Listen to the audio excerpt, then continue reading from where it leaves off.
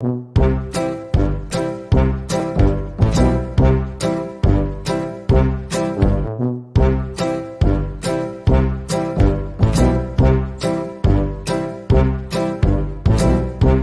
day I see a bright blue morning, the sun shining as the world wakes again. Hey mister, can you tell me, does space bend?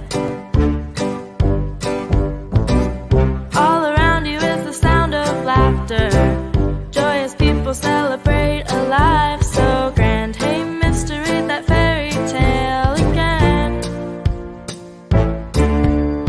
Ooh, I've seen it, though you won't believe it. It's a miracle year in which we're living. Come on outside, it's a beautiful day. A gentle breeze blows across the ocean, sending waves that crash upon the sand. Hey mister, did you watch Slow Down again? There is time for you to smell the flowers, even though the thorns get in the way. Hey mister, what's your theory for today? Ooh, I've seen it, though you won't believe it. It's a miracle year in which we're living. Come on outside, it's a beautiful day. Oh, come on outside, ladies and gentlemen, boys and girls.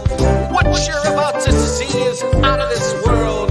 Step right up now, don't be shy, because we're about to show you how cars can fly.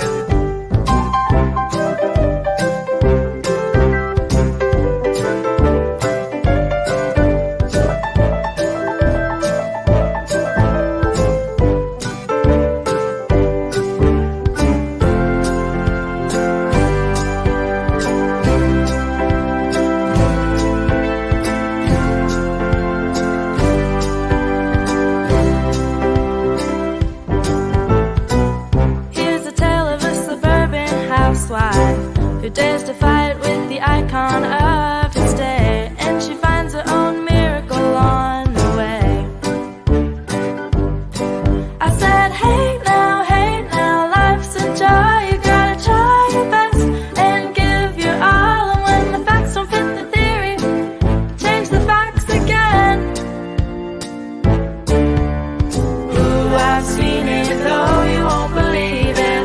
It's a miracle year in which we're living. Come on outside, it's a beautiful day. It's a beautiful day. 5, 4, 3, 2, 1. Silence. Good morning, good afternoon, good evening. This is David de Hilster, and you've reached the Saturday Science Chats.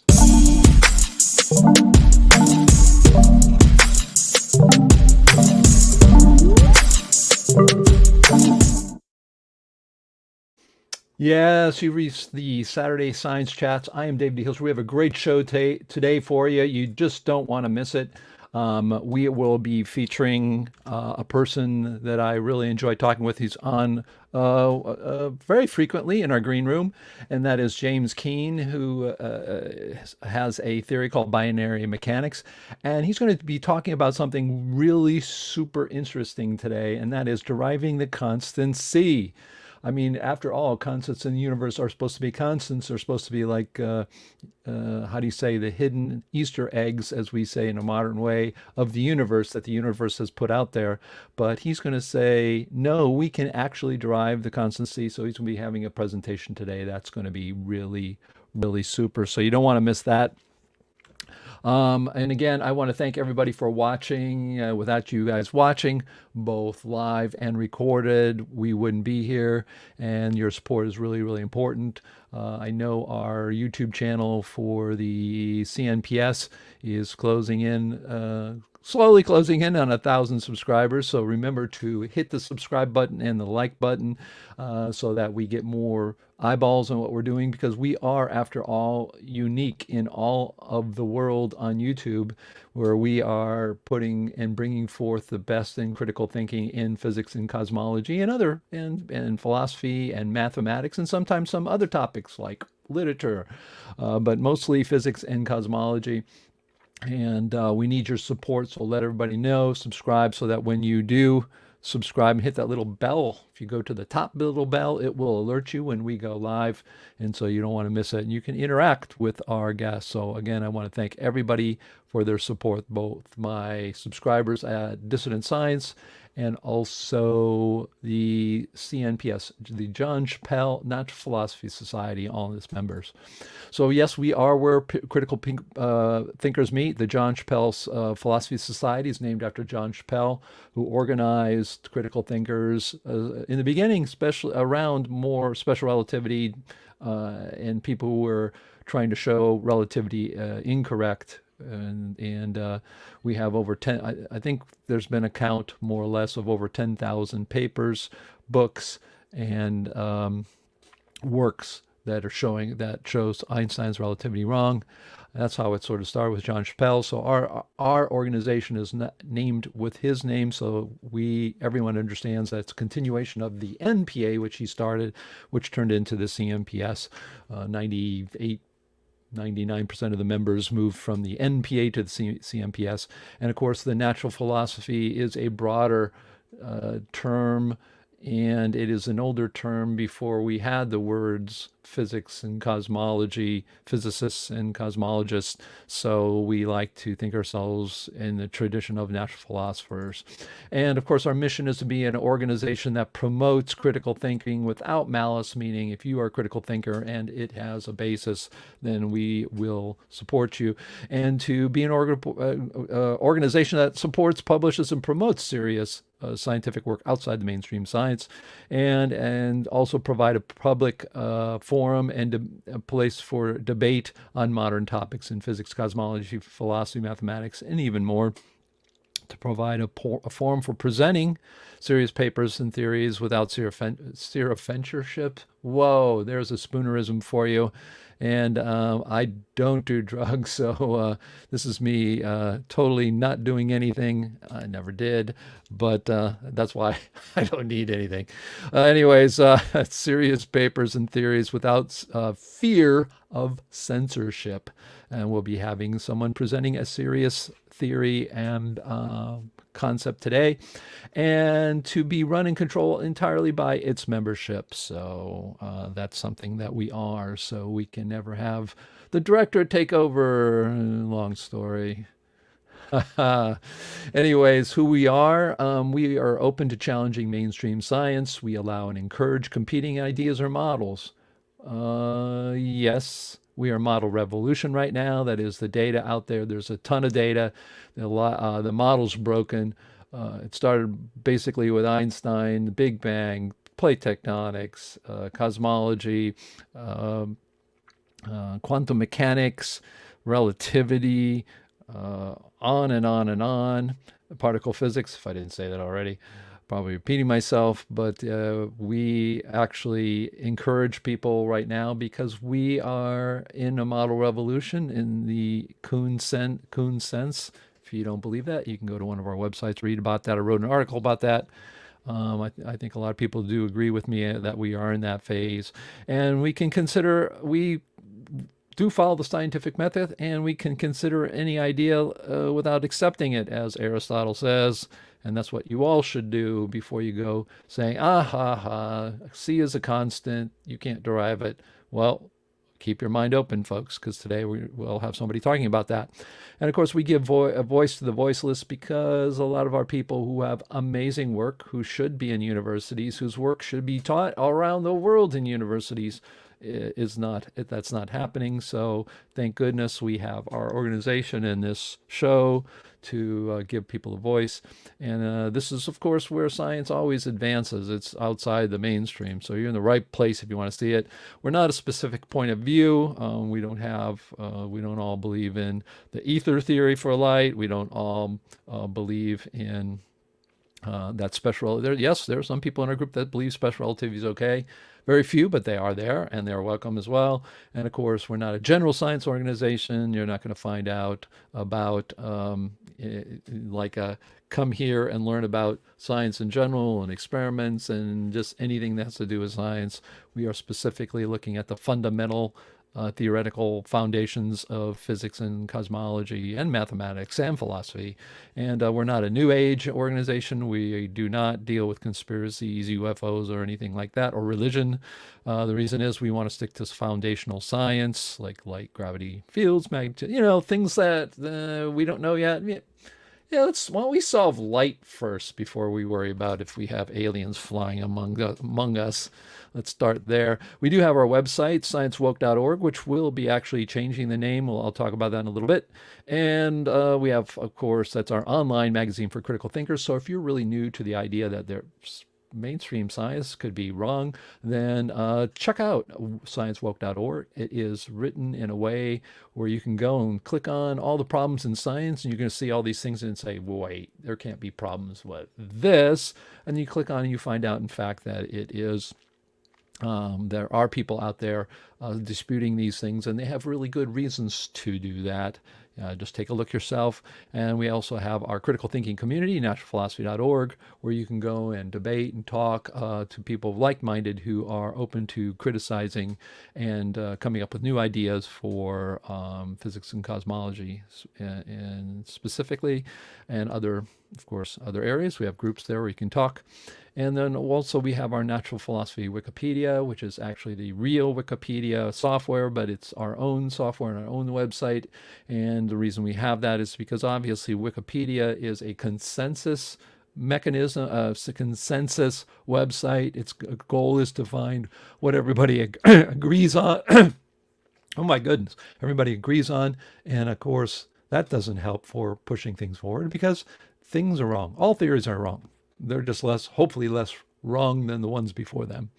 And so you want to check those out. You can become a member. And I do want to thank our members who are membership, who have are paying their memberships. It's paid automatically now. We have a system online that pays automatically. We have monthly memberships, which a lot of people do. Will be $5 a month. Hey, that's an easy one. Helps us out. Why? Just help us. Pays for what you see here going on. Our website hosting, which costs $700 a year, and we have other expenses, of course, too, because everything is subscription based. We have annual memberships as well, and of course, we accept donations. I want to thank our patrons: Dr. Cynthia Whitney, Nick Percival, Duncan Shaw, anonymous donor, my father, Kurt Renshaw, and others who do give donations. It's greatly appreciated. CNPS 2021 will be happening later this fall, and we're launching this month. And if you have a paper you want to, we've already got numerous papers that will be a part of it. So we do publish at proceedings, which is pretty cool. So your paper gets in a proceeding. We do have a charge for that. Now all that money goes toward the organization keeping it going. And you do become published in our proceedings, which have been going on for decades.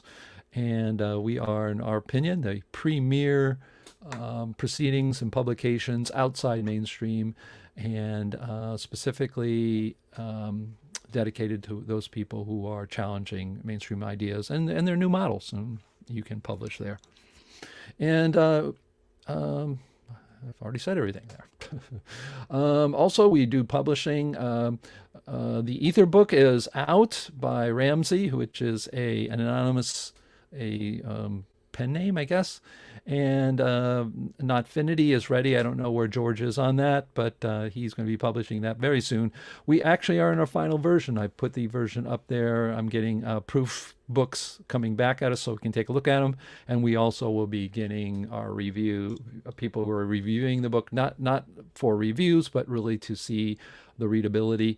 We had a first session with our book, and that really helped with a couple of people. We're very close to the subject, and we actually wrote an entire new introduction to the book to make it better, and other suggestions. And now we're to the point where you have about 10 to 20 people who have volunteered to read it and give us feedback on its readability and understandability. We're not really interested in a review of the book saying this sucks or this is good or this is bad or I give it 3 stars, because that's going to happen on its own. And I always find it sort of weird that people give their book to all their friends and their friends have these glowing reports. you gotta let the public get at it, folks. Your friends are going to give you glowing reports, and that's the way we're doing it. So I'm expecting these people. It takes a little time to read. I'm expecting that in June we will have it online for available for purchase all around the world from Amazon. Also, we have community news. This week, I was contacted by Nick Percival, who's been conducting, and we had a group on our website to change the word science woke. Unfortunately, I think that's a fine name, but people who didn't like people to be woke, meaning looking for truth and not listening to what people say and assuming what they say is true, has been weaponized because, people with lots of money like to divide us up in groups. One group of people hates another group, and then they took the word woke and then they weaponized it. And then instead of saying, "Oh yeah, well what you're saying is true," it has nothing to do with the word. And it's sad. It's really sad when we see the people in power making us in society fight each other, and then weaponize words against each other, and then these words. It's dumb. It's really dumb. But regardless, that was suggested. Our group got together, people in our group, those who wanted to participate, and suggestions were given. And the new website name was Beyond Mainstream. They said Beyond Mainstream Science. It gets too a little bit long. So I did purchase yesterday beyondmainstream.org. It's actually up there, and it's going to look funny because it's not done. I've got to change some of the code. I have some, custom PHP code in there. And when you switch it over and have a new domain name, it's not really easy. But of course, Science Woke is up there and running once I get the beyondmainstream.org running, and new logo and all that, and all branded across everything, and the computer code changed. I will hopefully then be able to make sure too that the links, because if you search on a person like Jeff Yee, the first thing that comes up is the Science Woke profile. So we don't want those things to go away, but there's a way to make those links still work and point it to the new domain. So hopefully I'll get that done. And I said, well, we should buy beyondmainstream.com as well. And it is for sale for over $10,000. So there you go. Again, we're currently porting that. And also, I've been doing some late night interviews. A critical thinker like ourselves has his own YouTube channel called Transduction. And he's been doing a one-on-one interview with me, and we talk about we talked about the relativity, we talked about the Big Bang, we're talking about expansion tectonics or plate tectonics and other things. And he wanted to know about Science Woke and the website, so that will be up. I'll let everybody know when that's up. It's quite good. In fact, it's got me thinking that maybe I'm going to do a series on dissident science where I just talk about these, because I didn't realize that, because I know so many people and really deal with so many domains, that it's pretty interesting. And the way I look at it is, in my head, I can see really the new science all around, where all these things are wrong. What's going on? Where are we? Where's it going? What are the exciting directions? So I'm thinking about doing a series about, hey, this is where science is going. And it is super exciting. Just like today, we have a guest speaking on the constancy, the constant of the speed of light, which a lot of us don't think is constant. Oh, play coming attractions, and I will do that.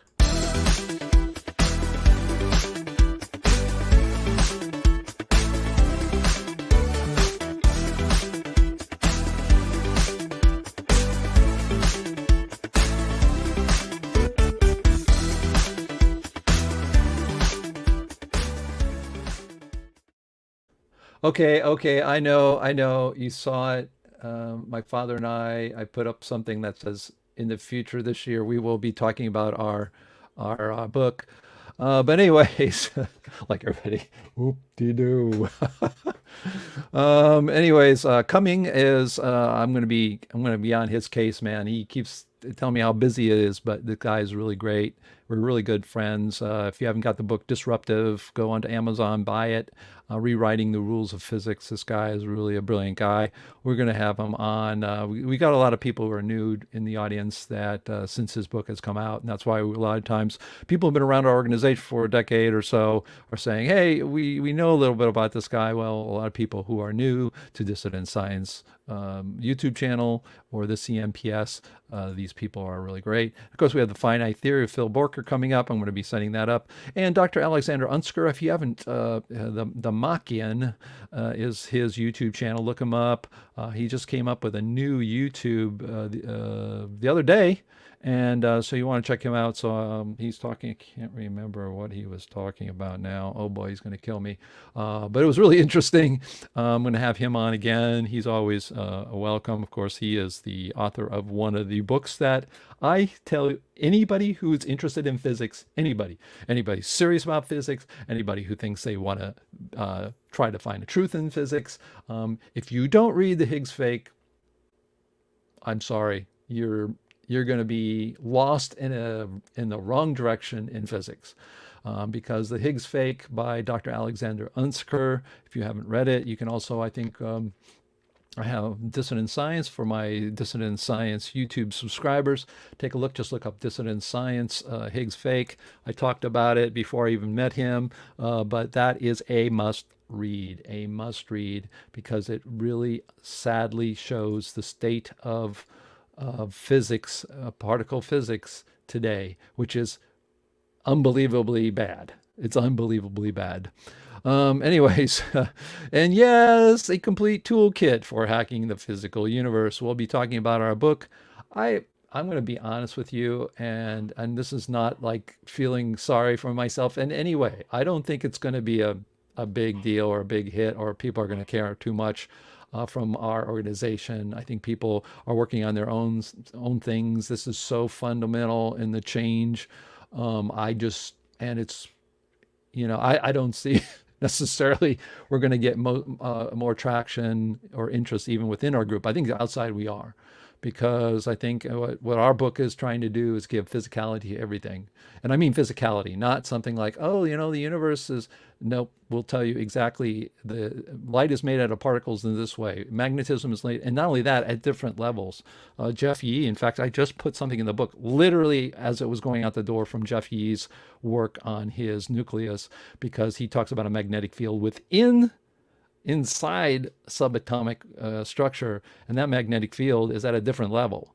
It's not at the same level as a regular magnetic field. I mean, and the Coulomb's laws, again, I think it's really interesting. We will do a presentation on it. Like I said, I think interest in our group may not be so big, because I think there's just so many people who are, etherists, that I don't think it'll get a lot of traction. But for those people who aren't married to one way or the other, I think it will be very interesting. My father's solution to the wave particle duality, I think, is amazing. But again, I think Jeff Yee's, I'm weird. We have our own model, and I think other people's models are amazing as well. I don't know. I guess a lot of people, that's not, I don't know, not possible for them, or that's just not part of the way they're wired or whatever. But yes, we'll be talking about it regardless, and that'll be fun. And play today's bumper. Make sure I click on the right one. Here we go.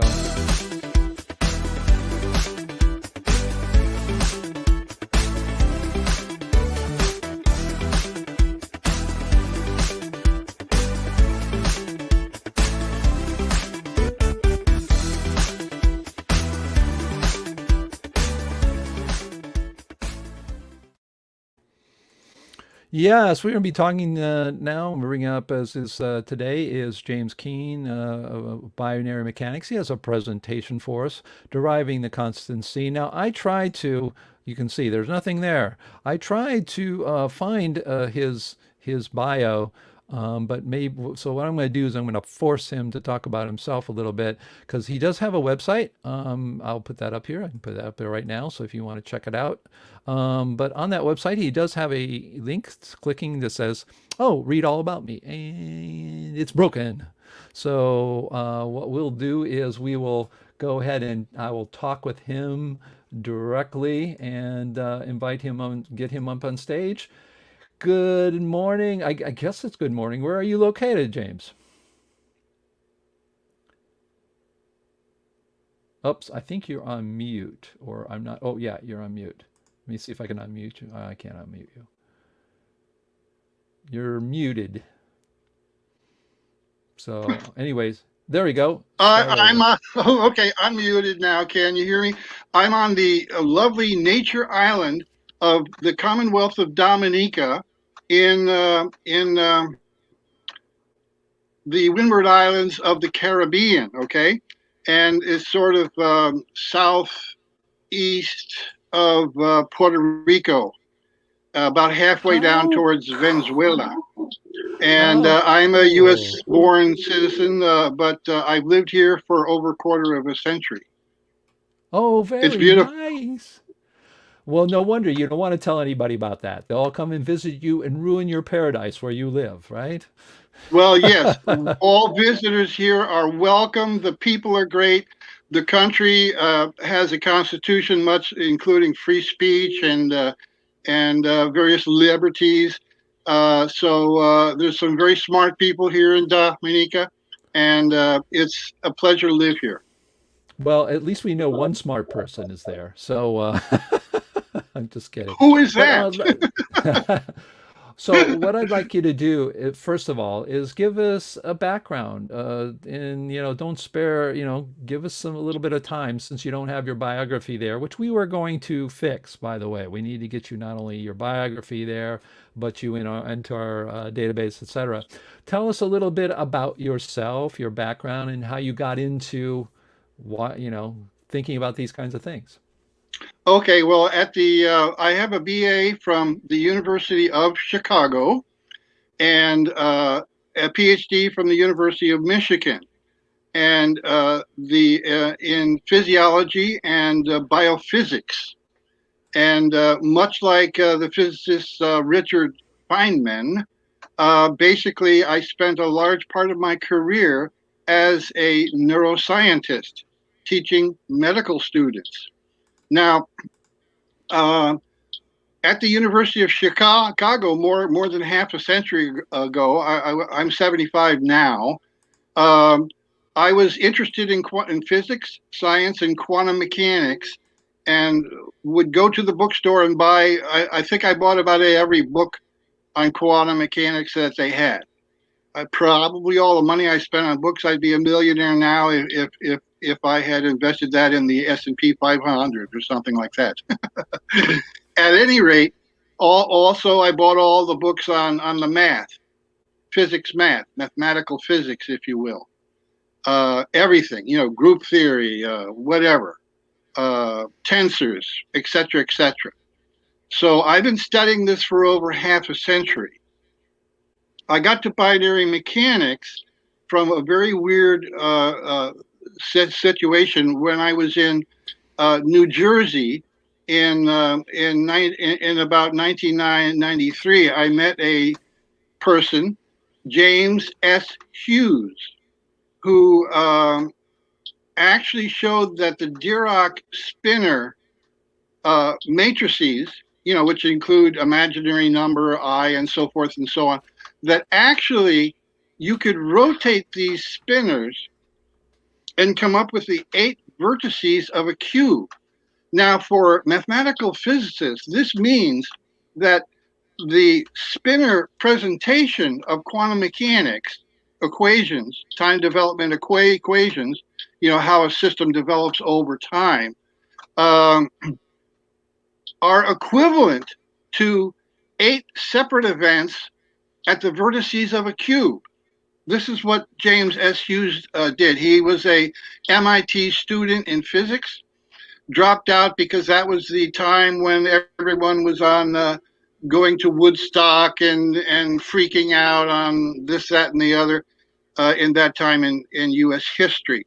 At any rate, he didn't complete his degree, but that's James S. Hughes, and I always give him credit for getting me into this, because I then asked the question, well, if the output of the what he used a pair of Dirac equations of opposite handedness. This pair gives you resulted in the discovery of the positron, as many of our listeners know. Okay, now in this pair we get the 8 vertices of 8 separate events occurring at the vertices of a cube. So I stepped in and developed this and said, well, hey, let's just quantize everything. Like, for example, well, how far apart are these vertices? How far apart are they? And so on. So I just went what we call the full Monte and quantize everything: time, energy, and space. Which, interestingly enough, and I'll end here my little commentary. Interestingly enough, those 3 items correspond to, guess what?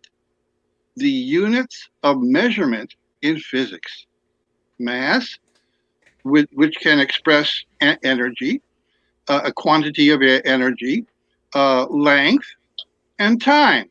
Go to your Appendix A in your physics book, or any reference about the constants of physics and values, so forth. They all boil down to these 3 items. Does that help on my background?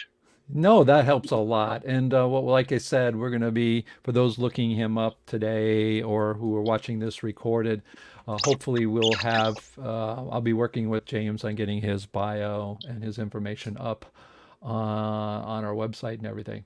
So, okay. And so how, before we go into what you're talking about, how did you get interested in the speed of light and the constants? Or is that part of your talk, or did you? Yes, it is. Oh, it Well, is. I mean, how did I get interested? Yeah, I get sort of into that stumbled before. onto it. Okay. First, I developed the postulates of binary mechanics. Okay, that was in 1994. The paper was written, and due to personal reasons, it wasn't actually published by me until 2010 Hmm. on the binarymechanics.com website that you have displayed on the screen now.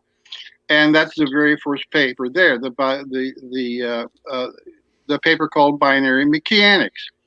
About 5 years later, in 2015, I found that I could derive from these postulates alone Planck's constant, which is related to electron and proton spin, what we call electron and proton spin. And that then it required the binary mechanics simulator program software, which I have written over the years, to get the speed of light derived.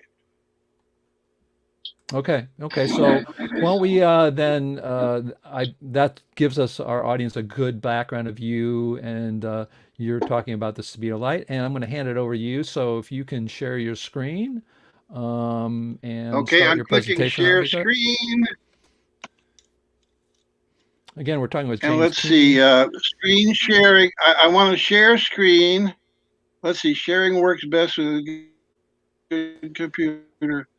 Yeah, Uh, it Click depends on you want there, to share share the whole screen, screen and then or what an happens? application.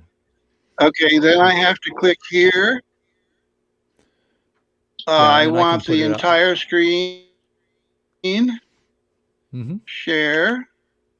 Yep, I'm starting to see something there. Not quite the picture, but it should be there. I'm seeing. Okay, now I bring up the slides. Slideshow. Okay. Okay. I'll wait until I see that, and then I'll bring that up, and you'll be Do on you your have the way. first slide? I believe that it's it. Okay. Uh, what we're going to do today, ladies and gentlemen, is a walkthrough of the game that we're going to call reverse engineering the universe. Okay.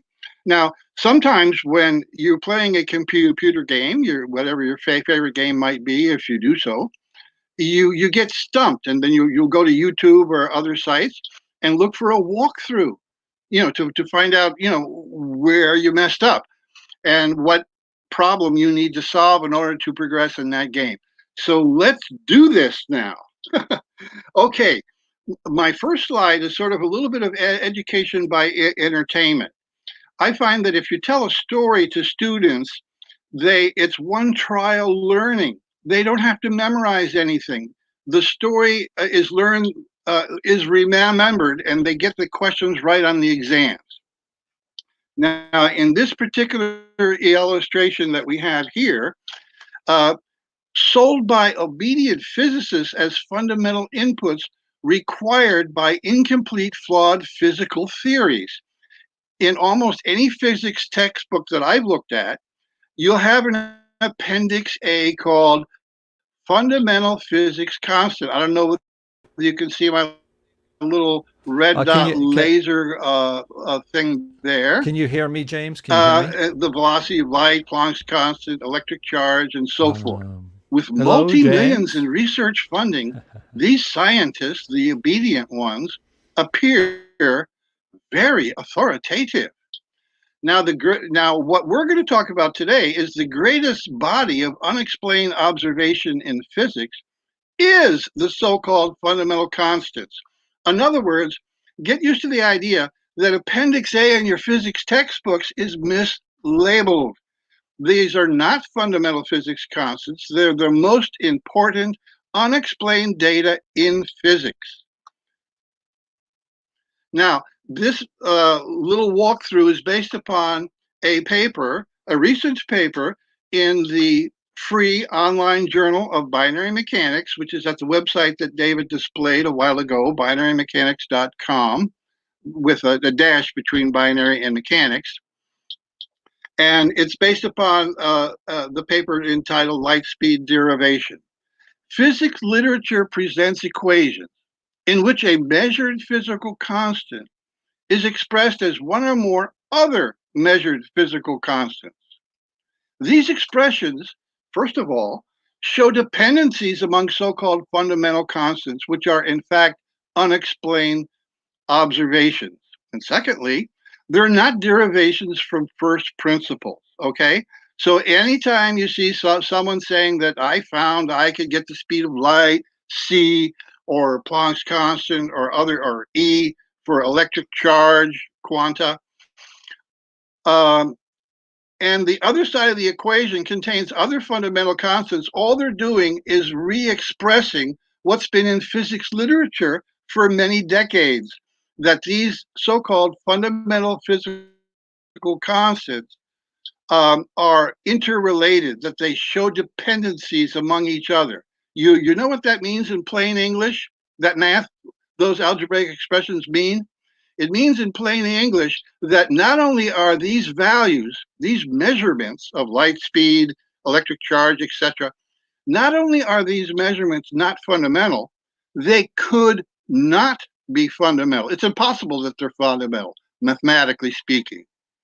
That is, to continue the abstract, a true derivation from first principles cannot use any unexplained data as one or more input parameters.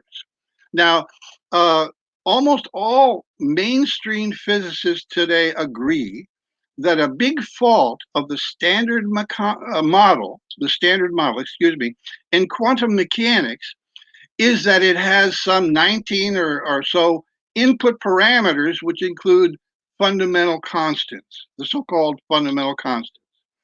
And that this is a major defect, that a truly fundamental theory cannot have the measurements as input parameters. Imagine you measure the length of your table and include that value of you get out your tape measure and say, oh, it's so many meters long, my table, my dinner table or my desk, and I'm going to include that value in my fundamental theory of physics. Well, that ain't going to work, folks. That's what we're talking about in this walkthrough. Adding to previous reports, in other words, there have been a total of 3 different procedures I've used to get the speed of light, and those are the previous reports. A procedure to derive light speed with unidirectional measurements is described based only on the first principles of binary mechanics, including the time development laws and a physical interpretation of binary mechanical space. What is that? Okay, first we're going to postulate that there are two size L cubes where L is our length constant now, okay? And this is a model of space, that space has a certain structure. You're going to ask me about that, and I'll probably tell you I really don't know more than what the math expressions I'm going to present to you say. So you can imagine what you want to imagine, but what we are asserting is that space itself has a certain structure. And we can define two binary bits, the what I call the M bit and the L bit, which are defined to have only possible values of 0 or 1. 0 or 1. In other words, we're quantizing the value of something, and that's our unit of energy, by the way, in each of these little cubes. With two of these, with this pair of M and L bits, we have a spatial object called the spot unit. Now, I derive this from a historical perspective from the complex amplitude used in quantum mechanics. But you don't have to know anything about complex numbers to understand what I'm going to present to you today. Okay, that's the good news. If you know about complex numbers, fine and well. But that just gives you the background of the question that David asked before of how I got to where I'm at now with binary mechanics. So let's see. What we have here. The only math we have here is that a volume is L cubed in meters, where L is a value in meters, and the energy is either 0 or 1, and each cube can only contain 1. There is no 2m bits in a single cube of space. There's only 1, and its state or value can only be 0 or 1. Now, for 3 dimensions, if we put 3 spot units together, as I've shown here, and in the illustrations, by the way, the arrows indicate L bits where it's not so labeled, and the circles represent M-type bits when that is labeled, not labeled. And so here we define a spatial spot. This is one of the vertices of James Hughes's cube, okay, that I defined, the spot, consisting of an assembly of 3 spot units, okay? Now, when we find out that there's actually 3 different binary values in this original complex amplitude used in quantum mechanics, we find that there's actually 8 permutations of 3 binary values. Okay, that's just basic binary math. So that we now have a cube containing 8 spots. And guess what? These spots correspond to elementary particles. Matter is your electron in yellow. There's 3D quarks, which are matter quarks, the dark red, green, and blue. The antimatter has 3D quarks in the light red, green, and blue, and the positron, which you can't see on the other side, but I think I have a picture. There's the other side, okay? Here is the positron. Now, if you look at both sides of the spot cube model of space, okay? And by the way, this is drawn as a figure showing very concrete lines and volumes.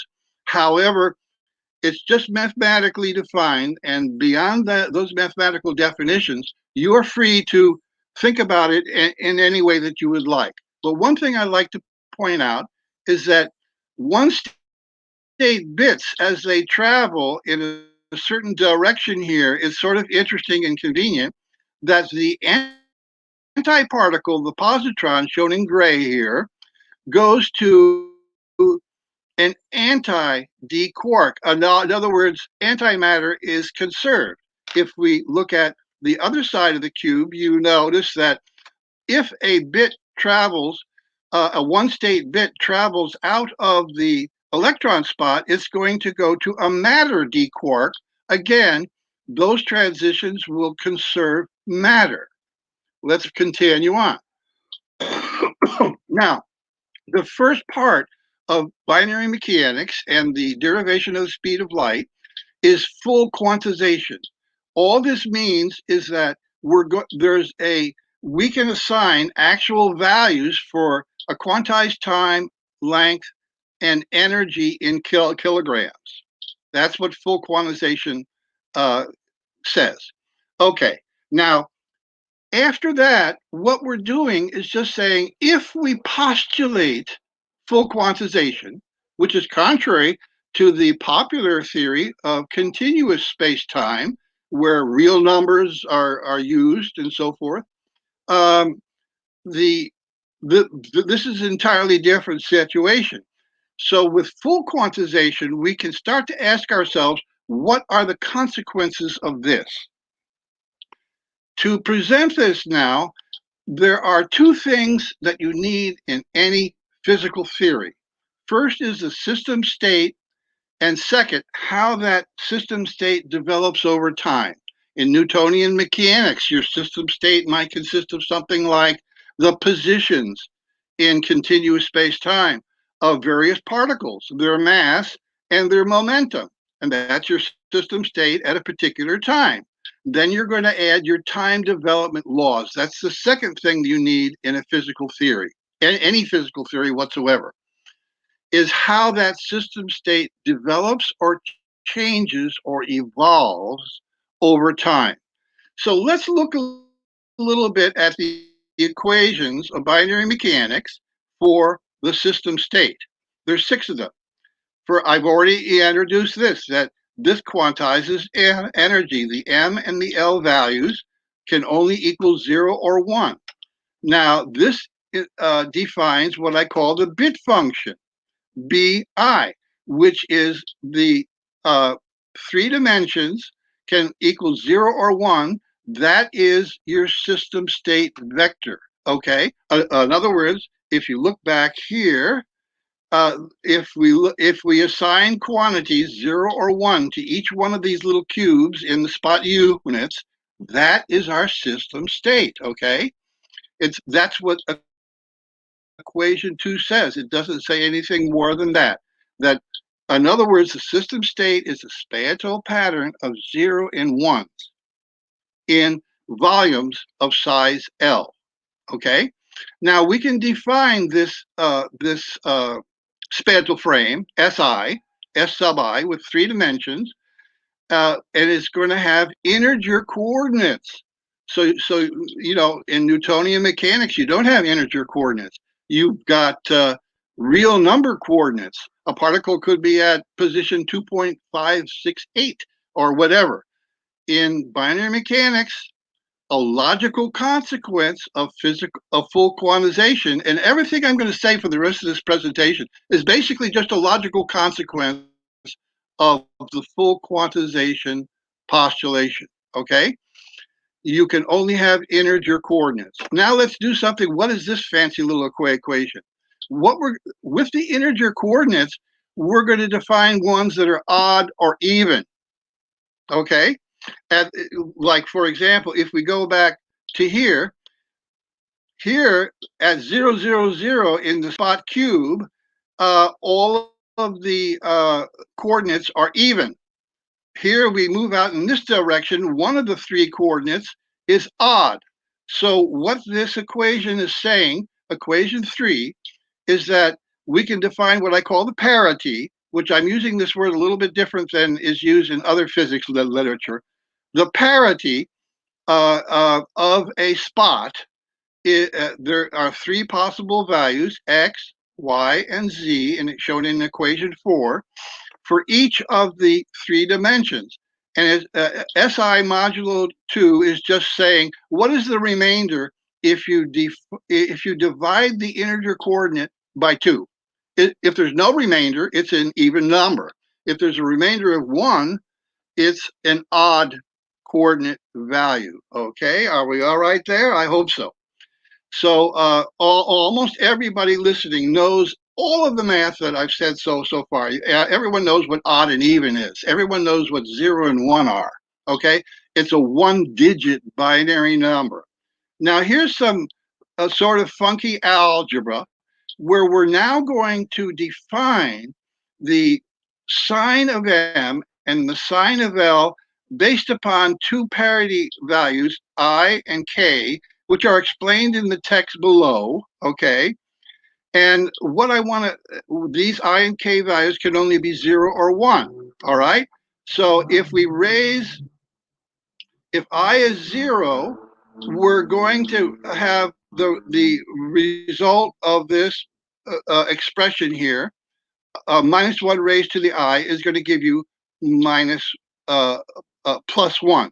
If I is 1, we're just raising minus 1 to the first power. It's minus 1. In other words, all this is saying is that we have, looking at the the odd and even locations in the space Si, S sub I, we have two kinds of M bits, plus and minus. And we have two kinds of L bits. That's all we're saying there. And that defines, that's all that you need to define the system state in a binary mechanical system. Now, let's look at the first, let's look at some examples of this. Here's our SI position. As we said, it's an integer value. That's the only thing possible with the full quantization postulate. The I parity is going to be 1 for odd and 0 for even, okay? Now, the unconditional bit operation, which is one of the time development operations, simply shifts this data to the right. Here at t equals 0, we have some data, which is just some arbitrary random data that I typed in there. And this is showing by the way, the minus and the plus are the M bits, and the arrows here are the L bits. All of the L bits are pointing to the right in this particular example. So we have a shift to the right, and that is represents momentum or inertia. In other words, everything just keeps moving in the direction that it was going in the first place. I'll come back to this figure. Now the time development equations. Now you know the system state. It's just the spatial model I presented filled with ones or zeros. That's your system state. So the question is, how does it develop over time? Well, the unconditional bit operation has these two simple equations. All we're saying is that the M bit at time 0 moves to the L location, the L locus, as I call it, at time equals 1. In other words, in one quantified time tick. Now, this is the carry bit from the previous spot unit. Its L bit moves to the M bit at time equals 1. Let's go backwards now and look at what we just said. What we said is that this M bit will go to an L bit after one clock tick. That's the definition of the operation. Okay, here's an L bit now, shown by the symbol of the arrow, and it moves to an M bit. And if we consider each one of these as a spot unit, this L bit is like the carry bit in a bit shift operation that computer folks know all about. You can shift bits right, you can shift bits left, and the carry bit is from the previous shift of the word or integer value that you have in your programming situation. Okay, so there's your unconditional bit operation. It's that simple. Let's move on. The scalar bit operation. I'm going to go to a figure here. Let's see, this one. Oh, okay. What if we had two spot units adjacent to each other, pointing in the same direction? This is where you get the scalar bit operation. We have an M bit here and an adjacent M bit. And you notice the distance between these two is L, our quantized length. Okay, so here we go in the vector operation. In each pair of spot units pointing in opposite directions, there are two possibilities here.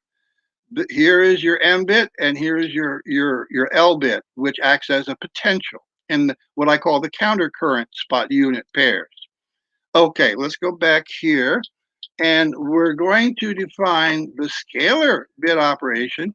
We're going to have a scalar force which evaluates to true, which would be 1, if we have a source bit. That's this M. Mj is the adjacent concurrent M bit. That is the potential, or analogical to the potential. We call this a correspondence. Okay, like for example, Mj is here's our potential.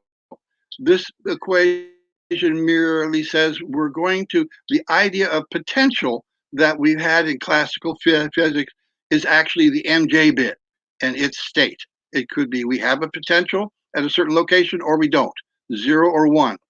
The product, which you're going to see in Maxwell's equations, or let's call it the Lorentz force equation, would be the product of a charge and a potential. And that corresponds to an M bit, which, as we pointed out, in our system state could be plus or minus. That's the substrate for electric charge. In other words, where the M bit is in space determines what we call the property or attribute of electric charge. We have to talk about correspondences or analogies because we're dealing with abstract binary mathematical expressions, okay? And to give them meaning or and give some insight into how I derived all of this, that's what these correspondences do in equations 9 and 10. So Mj would be your potential. So there are three things for any force: the source bit, the potential Mj, and 1 minus L. What is that? That's the destination location for the M bit. It's got to be in a 0 state, or else the M bit can't move. And that's algebraically 1 minus L, or not L, logically. For example, if L is 1, 1 minus 1 is 0, which makes the scalar force evaluate to 0 or false or not true, okay? So the 1 minus L merely states that there is a destination location that's empty that the M bit, the source bit M, can go to. The vector bit operation is again analogical to the scalar bit operation. We're going to have two correspondences here. We're going to say that Lk is equal to one of the three components of the A vector in electromagnetic theory, okay? And so, which appears in the Lorentz force equation. And again, we can represent our M bit as a Q charge, which is M, shown right here. Here's our Lk, which is our potential, okay? And this evaluates to 0 or 1. So just like the scalar bit operation, the vector bit operation is saying that an M bit will move to the L location or the L locus in a spot unit if it is empty and if there is a potential, okay? So what we've done is basically said that the potential field occurs only where M bits evaluate to 1, okay? They're true. In other words, there is an energy quanta. When it's 1, in the 1 state, we call it an energy quanta. That there is an energy quanta there, and that's our potential. Now, in contrast, in the Lorentz equation, presumably it's saying there's a potential everywhere, and in continuous space and time, that there's a potential everywhere if you've got a charge. Notice that the potential occurs only where Mj bits occur. And in fact, the M bits are the potential field, just as the L bits are the magnetic field in the vector bit operation. Now, these terms, James, scalar can and you hear vector, me? just come from James, can you hear basically me? Feynman's textbooks on physics and other books If you where can, could you remove these the two bottom part that aspects says of the hide? Lorentz, huh? Could you You hit the can't see the bot. No, you've had that hide. I've been trying to contact you. You've been talking. I've tried during the talk to get you to get rid of that hide at the Let me bottom. hide it. Oh, Yeah, great, great. Thank you, David. uh, You are the one. You are the man. yeah. Just make Thank you, sure you sir. sort of come up for air once in a while. So if we do have a comment, I can get into you. Okay. Okay, yes, and please ask questions at any time. I'm trying to move along fast here. Actually, the light speed derivation paper is rather short, so I'm embellishing it a little bit here. Now, No problem. the two equations that I've shown you are the two tables I've shown you. This one and the next one. Find to me in there where there's a fundamental constant. Is there any in there? Yes, there's the correspondence. This E is not the fundamental constant electric charge. It's just a symbol to show you the correspondence between what appears in the Lorentz force equation and M. M is 0 or 1. It is not the electric charge, which is 1.6 blah, blah, blah coulombs or whatever it is. So if you look here, the main point that I want you to take from these two slides, whoops, I got to go back. I'm doing this wrong here. Pressing the wrong arrow key. From this one and this one is that there is no fundamental constant there. Okay? There's no speed of light in there. There's no mass value. The mass of, I said the m bits can represent a certain amount of energy, but the amount is not specified there. It's just 0 or 1. All we've got is 0 or 1s, folks. Now, the strong bit operation is the last one. This is the basis of color confinement and of great confusion in what we call quantum chromodynamics, which is now completely obsolete. And again, we have the same paradigm. It took me a while to come up with this one.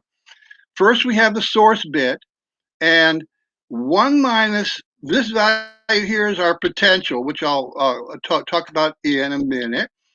And this is our destination bit, which again has to be empty. So 1 minus b destination is the locus. It means not that locus, which means it's empty. It has a 0 value, so that the source bit bi here has some place to go. And we can generalize this with this funny little set of equations here, which basically just gives you can substitute for D, the destination, N or P, wide, which is for the next or the previous spot unit in the pair. Now, let me, I'll elaborate on that a little more in just one moment. But here is the math you need to know. You don't need to know about complex numbers unless you want to probe into how I developed all of this in the first place.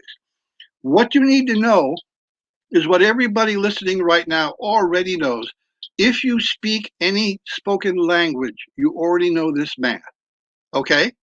In other words, you know that there is a that things could either be present or not present, 0 or 1. In math, we call it a one-digit binary number. You already know that. Something's there or it's not there. Okay?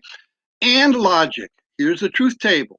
You got 4 possibilities of inputs, and only one, where both inputs are 1, do you get an output of 1.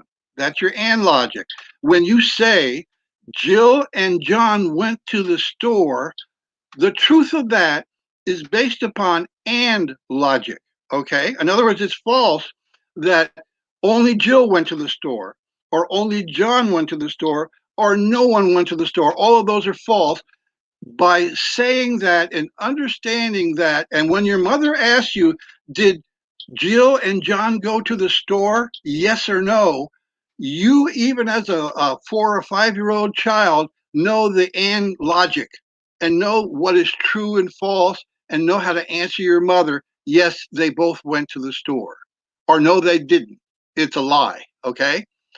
not logic. We all know that too. And by the way, the listeners here today not only can speak a language, they also can read and write a language. So mathematically, you're very advanced compared to the math that you need to understand binary mechanics. You don't need math based upon continuous space-time theory, which is the foundation for, general relativity, the mathematical formulation of the standard model, special relativity, Maxwell's equations, Newtonian mechanics, all of those things which members of CNPS find faults with. Guess what? What is the one, if you were a detective in a criminal investigation, what is the one thing common in all of these faults finding that ingenious CNPS members and others have found with these is the continuous space-time theory. That's always there. And so that is something that we want to be very careful about.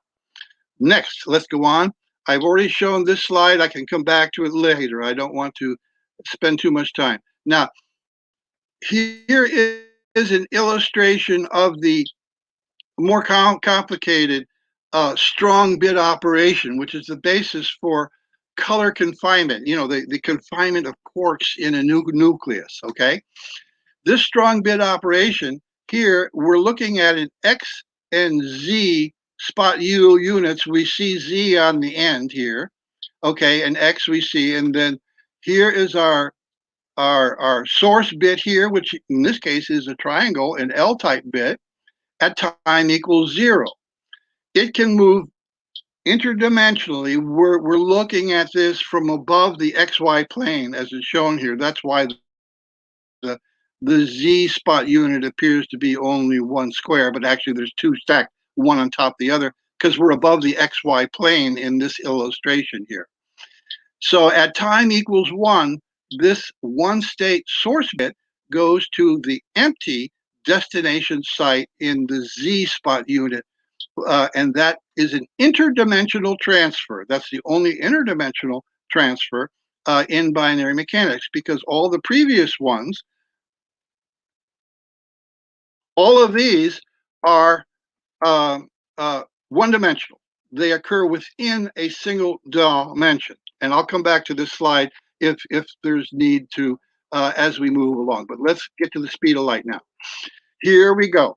Now, you notice at t equals 0, the requirement that the destination locus, bit locus, is empty is met. And so that this bit can move interdimensionally to the Z dimension from the X dimension. Now, the strong potential is actually a 0 bit here in the source spot unit. What if it's not 0? We have a thing called inertia, and that prevents the strong bit operation from operating. So actually, not inertia is equivalent to the potential in the strong bit operation. We'll come back to that if you want, but I just wanted to give you an illustration there.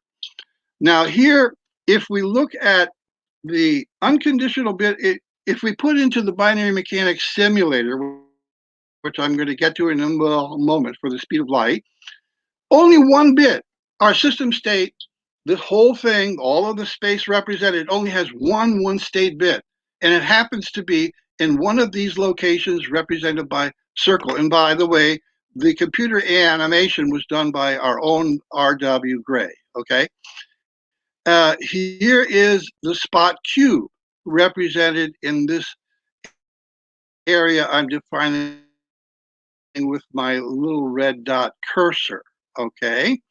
Here we have the bars between the spheres actually show the path of the bit, and this is the proton bit structure, the proton bit cycle, that if we only put one bit into our simulation, it's impossible that there's any scalar or vector potentials, any electrostatic or magnetic.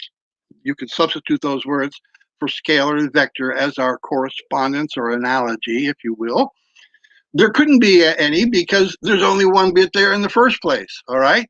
And so what happens when you run that in the simulator. And if you download the simulator, you can run this. One of the examples of an input file is given there.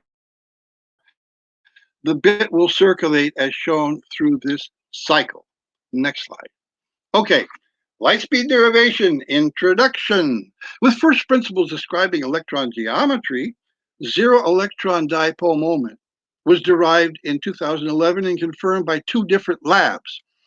I postulated that the full quantization hypothesis, a logical consequence of that from the model of space that I presented to you, is that the electron particle must have a zero electric dipole moment. And that was actually confirmed first by a lab in London, and then another one in Harvard, the ACME group at Harvard. And there's a whole paper on that if you're interested. With the discovery of the proton-hadron bit cycle, which I just showed you here, that's the proton-hadron bit cycle. We call it the proton cycle for short, but actually different states of all of these bit loci that you see define some 2 to the 42 power different hadron states, okay? And because there's 42 locations there. And so 2 to the 42 shows you the number of possible combinations of system state that this structure can have. Okay.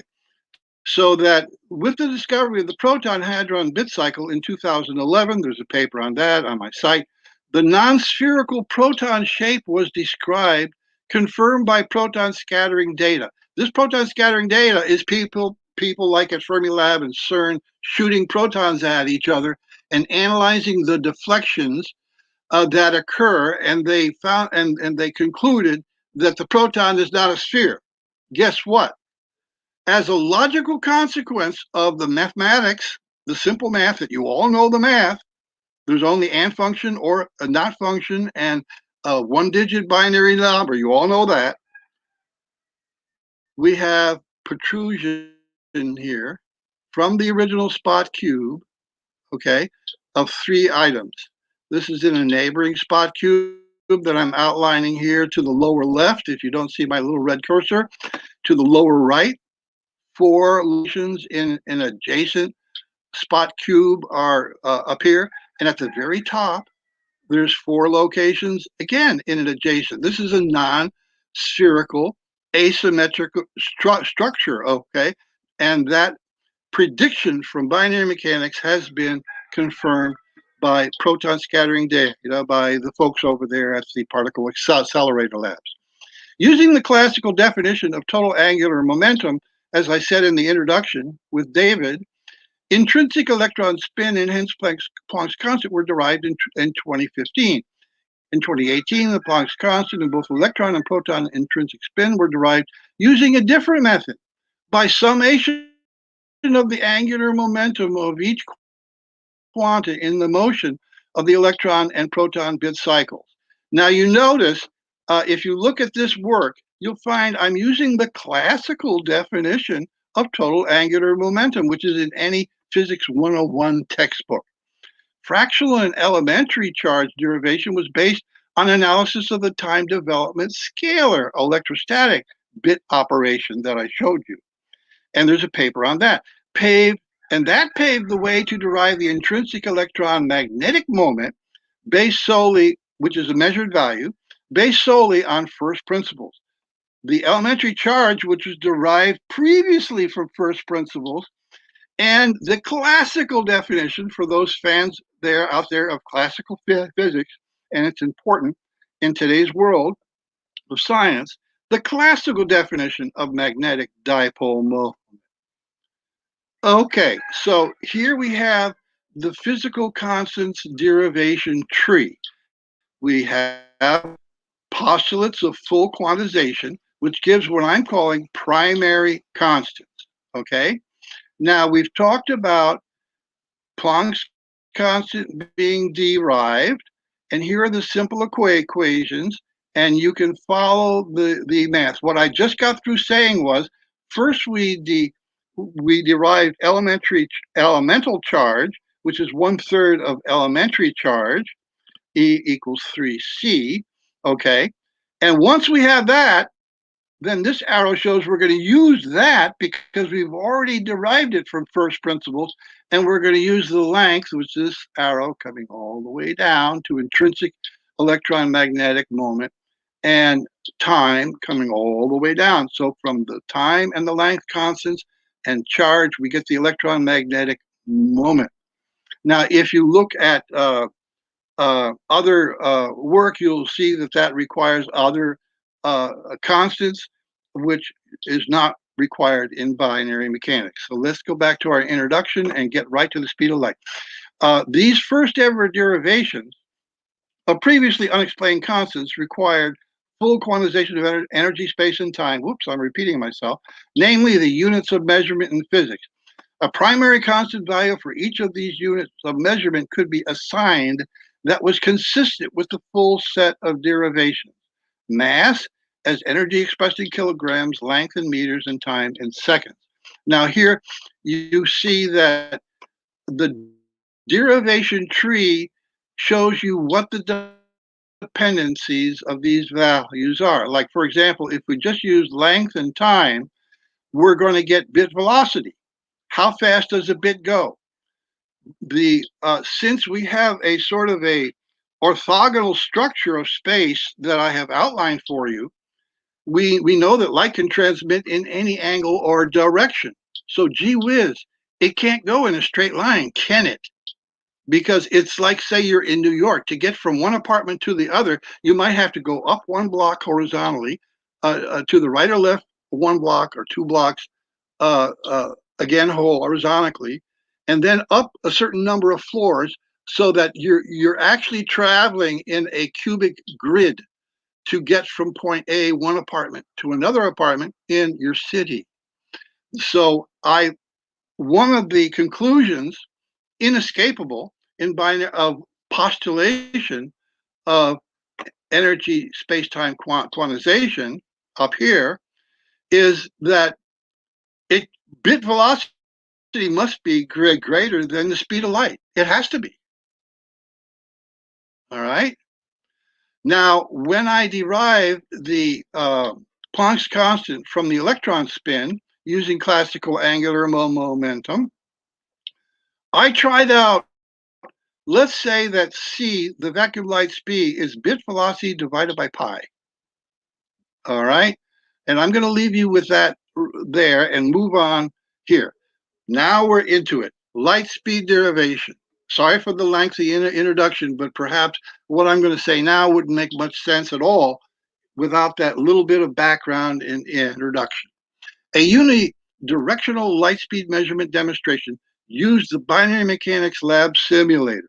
Now, you notice, all except for the vacuum light speed c, all of these values, including the zero electric dipole moment of the electron. By the way, I showed that the proton electric dipole moment is greater than 0. All of these values here is just simple algebra equation. All right? They're not based upon the simulator at all. The only value based upon the simulator is this one, vacuum light speed. So let's go on.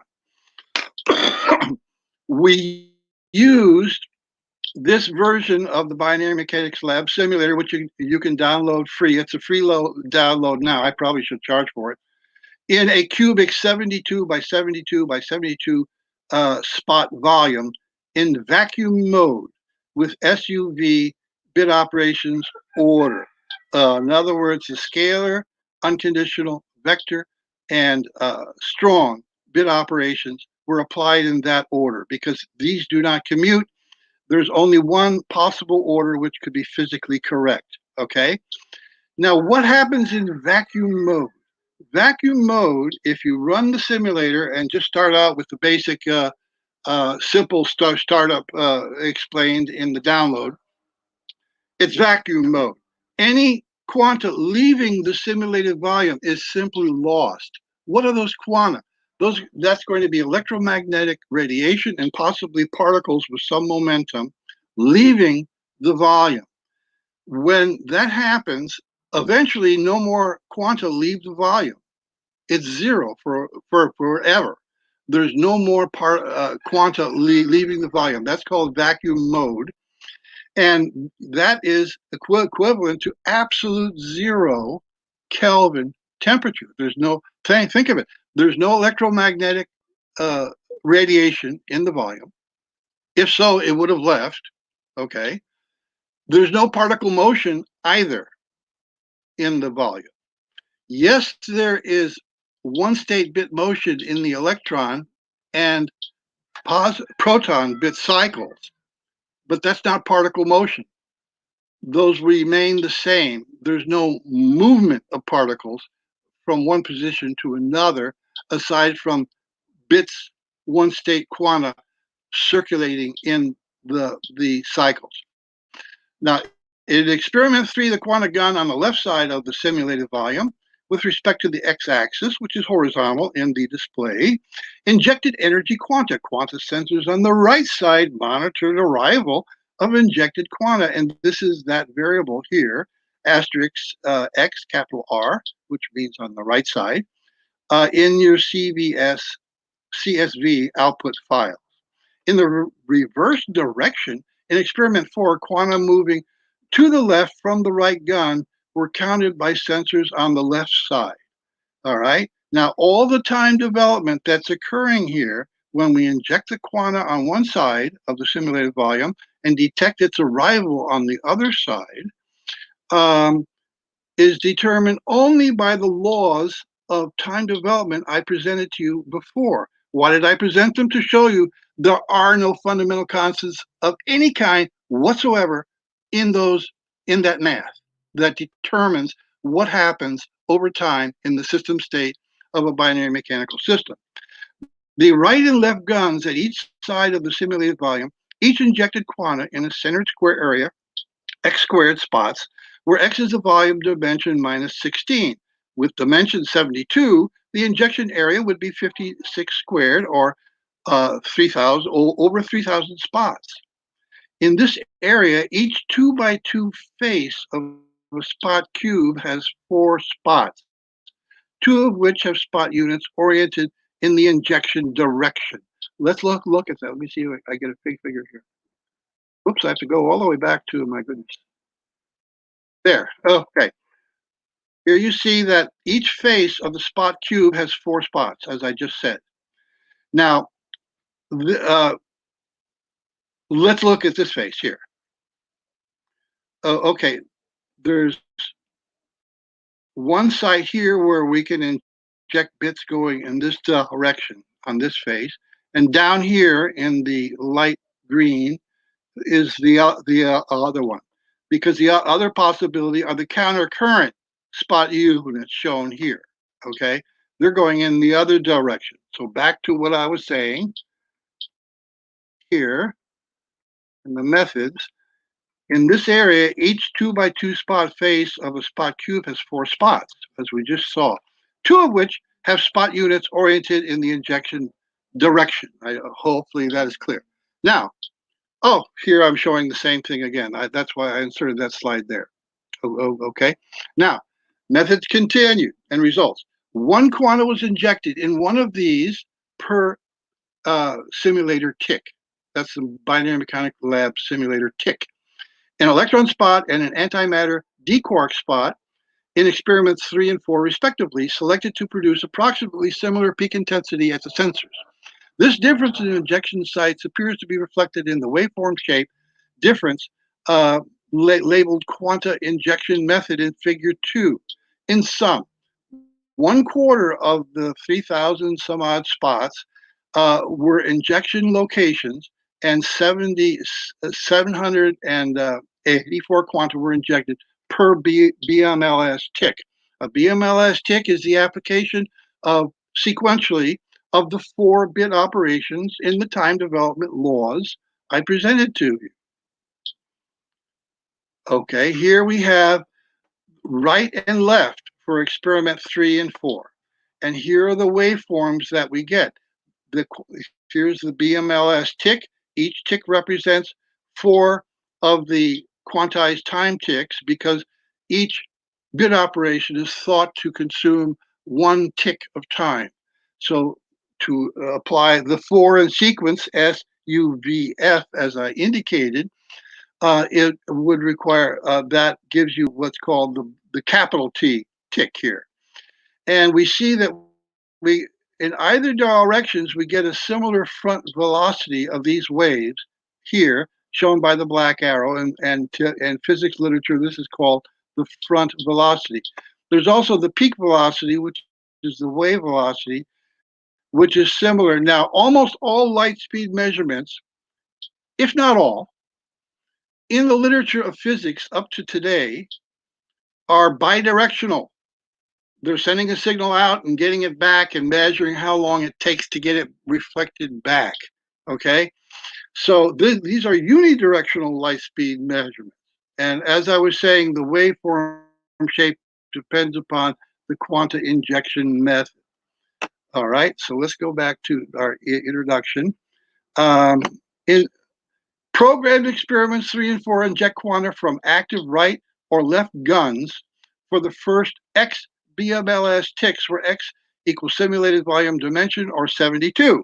In other words, for 72 ticks, we're injecting these quanta. So in each of these curves that you see or just saw, there was over 56,000 quanta injected. The initial state was a saved asterisk MAT file. These are files saved by the simulator from a previous study, where initial randomly seeded quanta, the one-state bit energy density, was 0.25 of maximum, which was reduced after cooling to 0 Kelvin, as I explained in vacuum mode a few moments ago, to 0.2281 in the final state in the save file. In this 0 Kelvin state, the lost quanta were thought to represent kinetic energy, as I explained above, which might interfere or contribute to error in the present light speed demonstration. Of course, quanta injected by the guns would be expected to raise temperature, which would then decrease as quanta exit the simulated volume. So here is our basic result that we're seeing here. An interesting thing about this is that there's some faster than light quanta here, which I'll mention in just a minute. This just shows the vacuum composition study, that when you cool a system down to 0 Kelvin, which you can do with the binary mechanical simulator, but you can't do in the laboratory, all right, you find that after all the particles are gone and accounted for, the so-called vacuum is not empty space, ladies and gentlemen. This is our walkthrough in the reverse engineering of the universe. One of the problems you've got with special relativity is thinking that vacuum is empty space, and we're talking about the vacuum light speed and so forth and so on. It's all sort of a fiction, because vacuum, about 88% of the quanta, one state bits in a vacuum state at 0 Kelvin is particles, are the one state quanta. All right. Now, as presented previously, about 88%, as I just showed you in that figure, of the 0 Kelvin final state quanta were perfect vacuum energy content, with the rest representing particles, protons, neutrons, and electrons. Here's the portion up here above showing the portion of the energy in a volume consisting of particles. Okay. Recall that a quantum may move only distance L in a time interval T, where L and T are the quantized primary length and time constants. Hence, during a single tick T, we're getting to the punchline. You've been very patient, my friends. Hence, during a single tick T, there are only 2 possible quanta velocities. During a single tick, bit velocity, which is L divided by T, or if the quanta does not move, 0. The quanta does not move. The velocity is 0.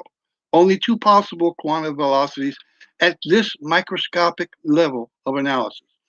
With qubit volume size equal to 72 spots and spot size equal to 2L, as I've shown, transit distance may be estimated as 72 times 2L plus 1L for the distance when the bit exits the volume and is counted by the sensors. So we have a distance of a 145 L. If you want to know what that is in meters, just I presented the L constant in meters. Just multiply it out. That's the size.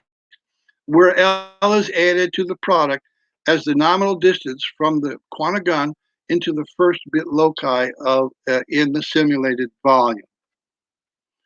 Okay, here's our punchline. We're getting very, very close. The BMLS tick, it's sort of exciting. Like you're at a game level. You can call this the light speed derivation level of the game. All right. And you're almost there. You're moving different things in a Tomb Raider episode or whatever puzzle it is in the game. And finally, it all falls together. A BMLS tick is the duration of one cycle of 4-bit operations, as I've said, assumed to be equal to 4t. This is my first time through this presentation, so excuse the repetitions. I see that I'm repeating myself perhaps a bit too much here. The observed front velocity defined by the initial high slope rise in the quantum counts in figure 2 was near the ticks 113 and 114. Using an observed tick value of 113.5, the elapsed transmission time would be 4 times that tick, capital T tick value, which is 454T, the quantized tick value. With calculated light speed equal to bit velocity divided by pi, the measured velocity of the light signal may be expressed in bit velocity units, or 1 divided by pi. Finally, here's our punchline. In bit velocity units, we're getting ready to go the next level in the game. Finally, in bit velocity units, light front velocity was 100, the distance traveled by the time, which equals 0.319 approximately, or within about 0.3% of 1 over pi in bit velocity units. Now let's take a little breather, a little time out, because it's been an intense game that we've been playing. Remember that this simulator is just a computer program. There's nothing in the program of any elementary constant measured value that I've discussed, light speed, electric charge, Planck's constant, none of them is in there. I showed you previously in this presentation what is in there. That's all that's in there. And yet it coughs up light speed within about 0.3%. And, which is amazing. I mean, this is like a stunning result. A small number of quanta exhibit faster than light transmission in figure 2, confirming previous reports and description of its mechanism. There's a whole paper called Faster Than Light that you can read about its mechanism. Also, the two directions of light transmission show similar values for what might be deemed wave velocity in the present context. So here is our summary figure. Again, discussion. In the long history of measurement of light speed and given its importance in many branches of physics, light speed has been an unexplained observation wrongly characterized as a fundamental physical constant in physics literature. In this context, the present and previous reports deriving light speed for the first time from first principles using 3 different measurement methods. I presented one of the measurement methods in this session, may represent a remarkable, even stunning development in this story that merits careful examination. All 3 measurement methods produce light speed values very close to bit velocity v divided by pi, where v is bit velocity. The light speed resulted from the time development laws as expressed by the 4-bit operations. Hence, the present demonstration illustrates derivation of a physical constant merely by running the BMLS simulator with an appropriate initial state setup. This article supports two conclusions. First, light speed has changed status from unexplained data to derived physical constant. Second, the light speed derivation favors increased credibility of both the veracity and the utility of binary mechanics postulates. I'll skip over that. Here is another uh, uh, example of the detector bit count showing all the way from 0 in a previous experiment, showing that the waveform, depending upon how it's injected, how many quanta are injected, and so forth, gives you different waveforms. So there's a lot to explore here. Here's another example showing the wave arriving. Again, we have our light speed here after the starting from the 0 tick in this particular experiment. I don't know the simulation size, what it was, but it's showing you that if the injection of bits is smaller, the signal looks a lot more complicated. However, this is what the arriving signal can look like, okay? In physics textbooks, you have this little wiggly sine wave line that they show, which is, as you can see from this kind of an illustration, is pure fiction. Here is another example of two waveforms.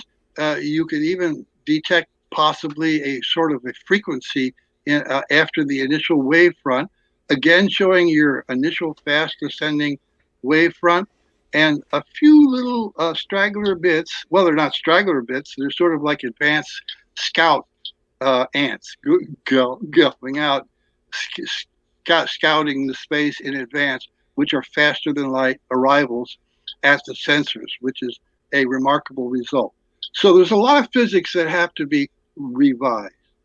Now, one of the main ideas is we can look at light speed at 0 Kelvin, and I've explained why we use 0 Kelvin, because that's going to eliminate a lot of the noise if we don't have particle motion and electromagnetic radiation in the initial state that we're simulating.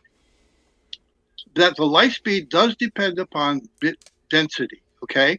You can see this going down a little bit, and guess what?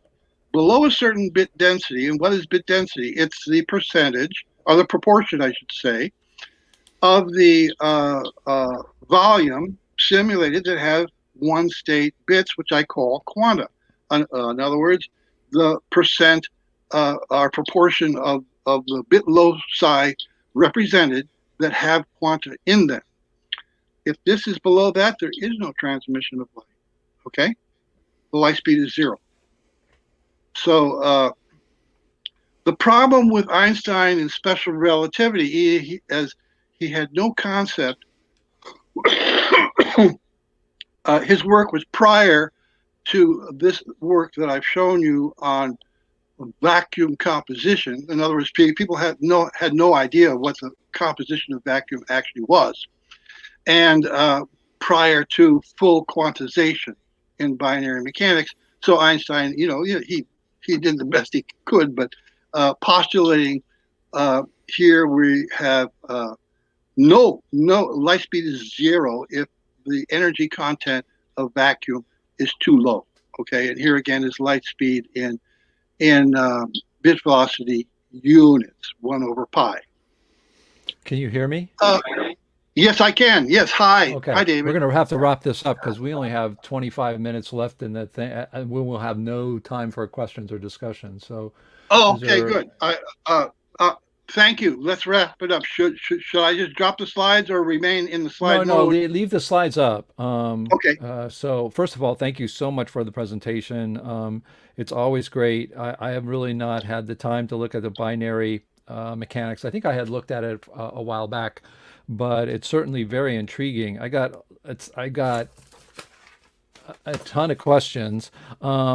And so what we're going to do here, just to make sure we get everybody involved here. If you do have a question, what we normally do is for you to, if you're in the chat, to put in question or comment if you have one for James. But I'll start it off here. Again, very intriguing. I mean, here's some very simple questions. You talk Yeah. about injecting bits. What is a bit?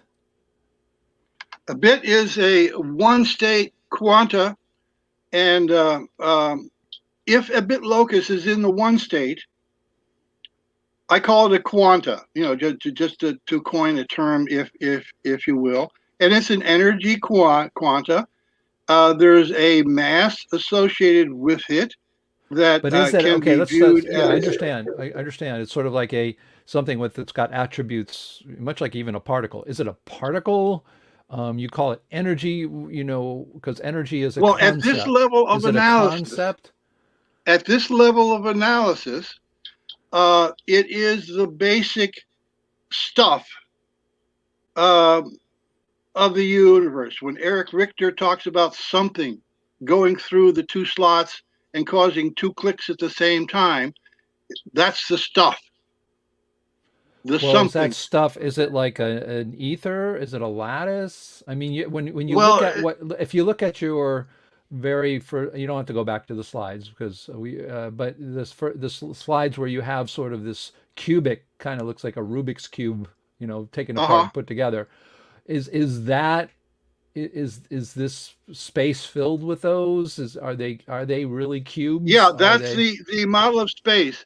So for the etherist, I would say, well, you see what binary mechanics needs. I'm just following my nose, okay? I'm following you. You quantize everything, and logically, what has to be, what has to occur, and what analogies can we draw, say, from the Lorentz force equation, whatever, to develop time development laws. Okay, okay.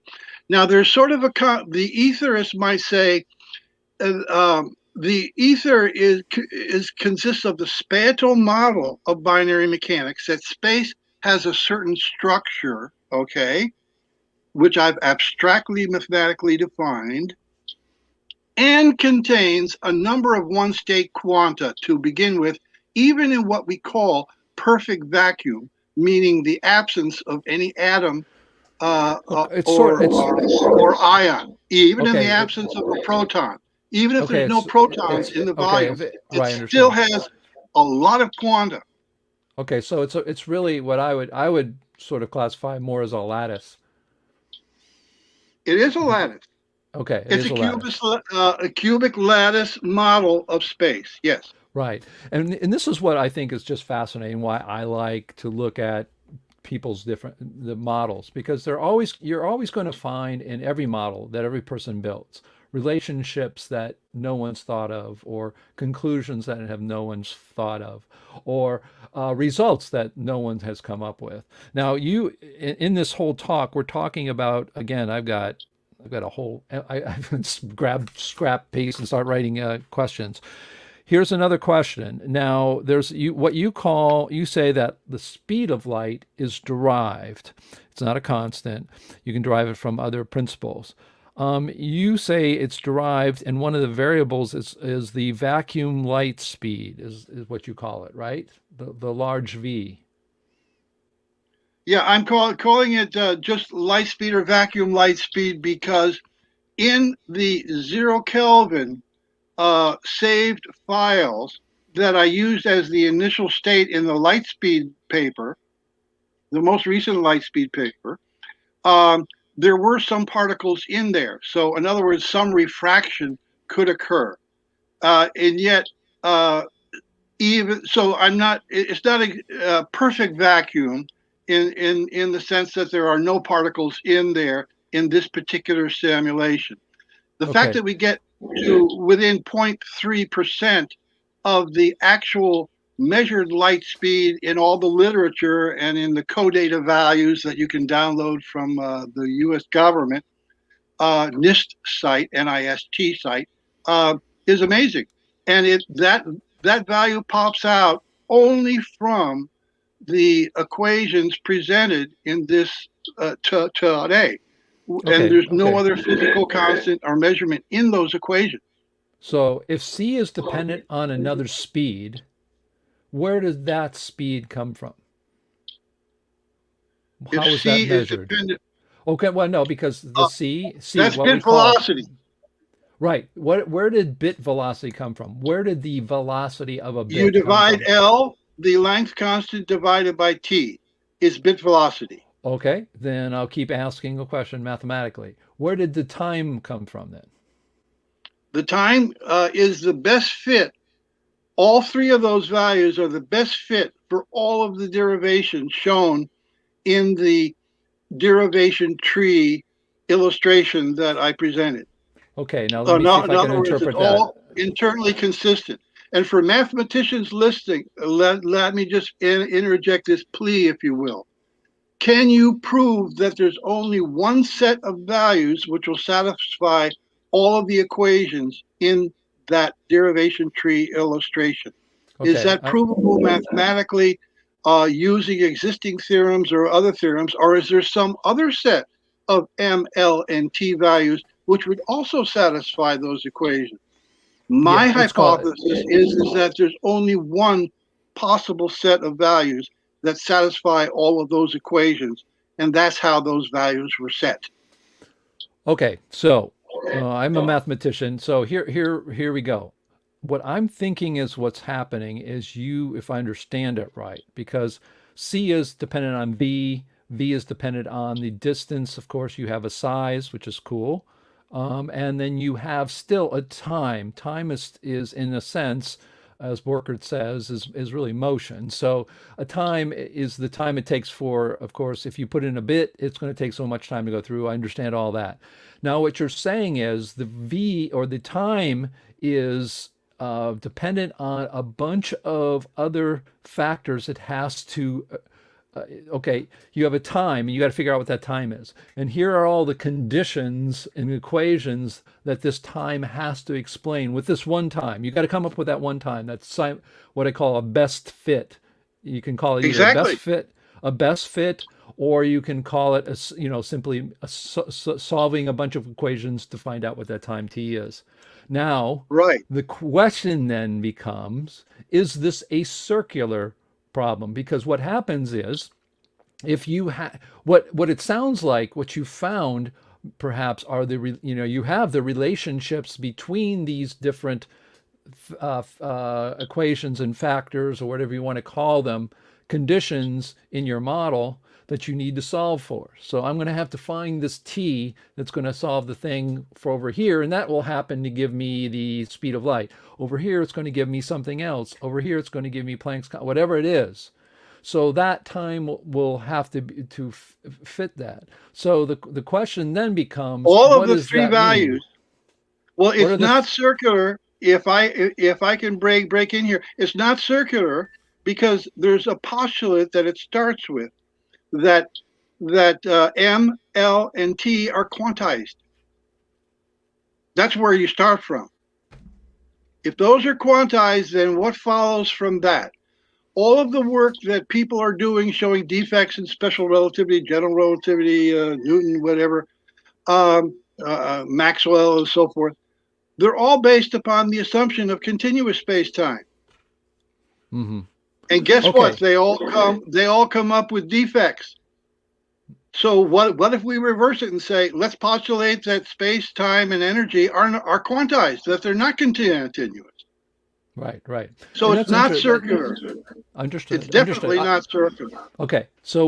Okay, gotcha. That's just a question that I know will come up, so I wanted to clarify. It's a good So, question too, okay, because the whole thing depends upon the fact that it's not circular, and that's right. why I spent a great deal of time showing you that nowhere in the equations, which is how which is the time development equations are the engine, what we call the engine in the binary mechanics lab Right. I simulator. understood. Yeah. It's Right. like a 3D engine in a 3D game.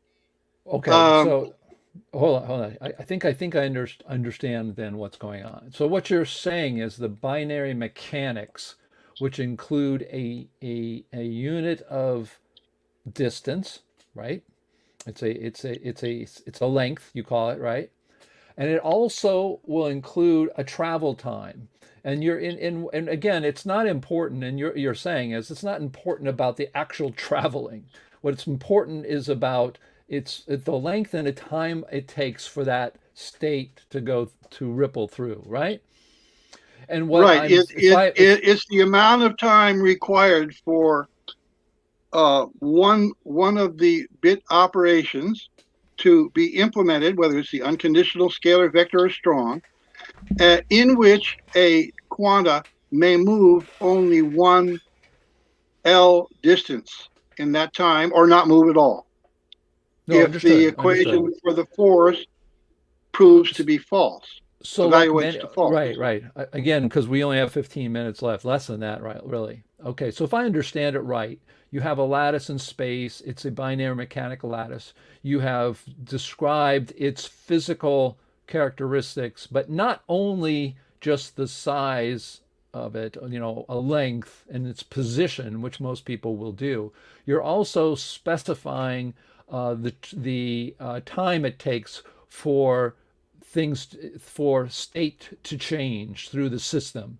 And like Yes, you said, even Borcourt recognizes that time is a variable involved, in a yeah, motion occurring. of Okay, course. No, I have no and disagreement and there. and, and so what we have is the if you want to understand anything about any measurement in physics, just look it up. The basic quantities are mass, length, and time. Those are the units of measurement that Sure. everybody Okay. uses, not just me. Again, I'm trying to help our audience, and because one of the things I Yes, I sort of have a keep mind going, for is keep to going. looking at a system and being able to explain it to people. So your system, just like let's take Jeff Yee's system. Jeff Yee's system, and again, just totally different system, but there's a similarity here in most models, and that is what happens is you have about 19 to 26 free variables, as you know. Mainstream science is full of them, and you could say full of it, but full of them. And what happens is he's got it down to four. What you're saying is I've got these things that we call constants, but with my binary mechanics of a length and a travel time, I can, with that, generate these things, not from as four different things that you just are arbitrary numbers. They come from something more primitive, more fundamental. Is that correct? Yeah, well, if Jeff Yee, if it's correct that he's got four parameters, I just have three. Right. And that's why Math. yeah, I understand. So, okay, that makes sense. All right, now let's see if I think I do have one person who put a question down. So let's take a look at that here. It says, question, every child Thank in you. school knows that space, distance, area, volume, surface, R, can be larger or smaller, expansion and contraction. So where does Einstein took the idea that it bends? I think one of the maybe we can get from this question is you do have these units. Do they get bigger, smaller? What goes on first of all when you have No, your they don't. okay, What binary mechanics is postulating is that those are fundamental constants right, at this level of analysis. The next frontier in physics is to look inside at a more microscopic level than binary mechanics into the structure of the spot unit. Okay, obviously there has to be what I call bit sensors in there to sense right, the presence of the potential bit in an adjacent loci. There has to be parts in there. Okay, and I have some papers on this subject exploring what those parts might be. There has to be what I might call a bit valve, so that a one okay. state quanta can only move in one direction. And if Okay, so other what you're saying, I'm going to keep it criteria, moving here. Okay, I'm sorry. I want to keep it moving. So you're basically keep saying moving. Yeah. you're going to want some more details of what's going on at the smaller level. Here are some other questions I had. You talked about charge, magnetic field, moment, and those kinds of things. Are those fundamental in your system? Charge, for instance. Nope, they are derived values. They're measurements. The only fundamental constants are mass, length, and time. So the physicality of what As the derivation tree shows, the other values are derived from those three. So okay, I'd have to obviously, look at none them. of those in the tree, but below the primary constants, are fundamental. They're all But they're measurements. okay. So the force is like, let's say Coulomb's law. How do you describe Coulomb's law in binary mechanics? Well, at the level of two adjacent M-type bits, which have a charge attribute in concurrent spot unit pair, adjacent to each other, pointing in the same direction. That's what concurrent means. Uh, Coulomb's law reduces down to one length, r. The r squared in the denominator is L. It can only be L. There is no other distance. Okay? And But that gives you the derivation of electric charge, which there's a whole paper on, and you can go through it and read the details. but electric charge is exists because they try to explain the force of an electron going around a proton. So in your model, how does that sort of manifest itself? I mean, I know it, I sort of hear what you're saying, Well, but like charges repel each other and tend to disperse, and opposite charge M bits tend to attract. I tracked the motion of the proton of the quanta in the proton bit cycle, and it turns out that the quanta in the electron bit cycle tend to follow their movement. There's a paper on that as well, and you can actually just plot their positions and graph them out in an XY or XZ or YZ plane, and compare them and see that the quanta in the electron spots tend to follow the quanta in the proton bit cycle spots or loci. okay, yeah, I'm going to have to look And at that all of more. this occurs from what I presented to you. There is no Coulomb's law. The Coulomb's law is a macroscopic description of the measurements made. It's valid. Its validity is for engineers. It's not So for scientists. how is the relationship in the binary mechanics between an electron and a proton? You have an electron and a proton in the binary mechanics model. Is that true? Yes, Okay. So I so presented definitions of a sort of a threshold, which gets us back to Eric Richter, of certain number of quanta.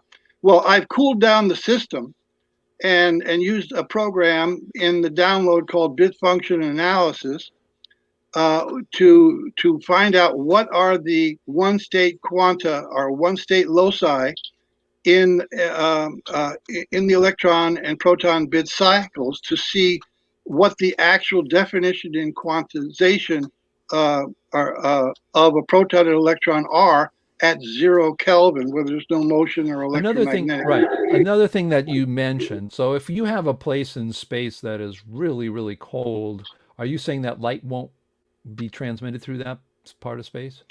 Not. It's not a matter of the temperature. It's a matter of the bit density. If the space doesn't have a sufficient number of quanta in it, light speed is zero, as the graph that I showed you. People can replay the video and pause it at that graph, showing zero light velocity. No, I remember. I This is a remember I see that. major Yeah. result. In other words, the etherists are saying there's got to be some particles there. Well, you don't you don't get any light speed at all unless you have some quanta there. Like, here's the graph. Okay, below this quanta density, not to be confused with temperature now. Below Understood. this, Understood. because these measurements are done at 0 Kelvin. Below light speed, below a certain density of quanta, light speed is zero, which absolutely contradicts special relativity, and so forth. Right. Now, if I have a star that's 10 billion light years away, the only reason it's come to me because it's there was in your model, this lattice model, there's enough quanta or enough whatever you would call it, the lattice is there to basically transmit that light all the way to me. If there happens to be a part of space where it isn't, then the light transmission would break down. We wouldn't see that. Well, it will tend to fill the vacuum. It'll tend, a volume with zero quanta in it, quanta being defined as a one state locus, with zero quanta in it, there is no light transmission. So arriving energy quanta, such as a light from a light source, would tend to fill that space. That's why over time, all of the places in the universe that had a low quanta density at some time in the past may, in fact, get filled up. And if we go back to this, let's see. Well, we only got 3 minutes left, James, unfortunately. Okay, I'll stop there then. Yeah. So what I guess what you're saying, one of the things like Borkert will say, and he would say that there is no empty space. There's always something there. So if I light, would agree with that. Okay, so if you agree with that, then there's always something there, then light always will have something to be transmitted to. But what you're saying is, if for some reason it wasn't there, then this would happen, even if that perhaps will never happen. Is that correct? Yes. Okay. Okay. As a matter of fact, the light velocity goes down um, with lower bit density in the ranges where you have this. See, this curve is just this part here. Well, it goes down at lower bit densities, and below 0.12, it goes to zero. It drops to zero in this particular experiment. Now, that's true. Now, when you have a huge explosion, like let's say you start out with a simulation, and you could download the program and do this today. Put it up to 0.9 as your initial density and see what happens. Your final density, if you run it in vacuum mode, means will be less than what is actually normal in what we call standard pressure and temperature at sea level here on Earth. And which would mean that light speed would be less traveling through that area of space, which might occur where there's a supernova type of explosion. Okay.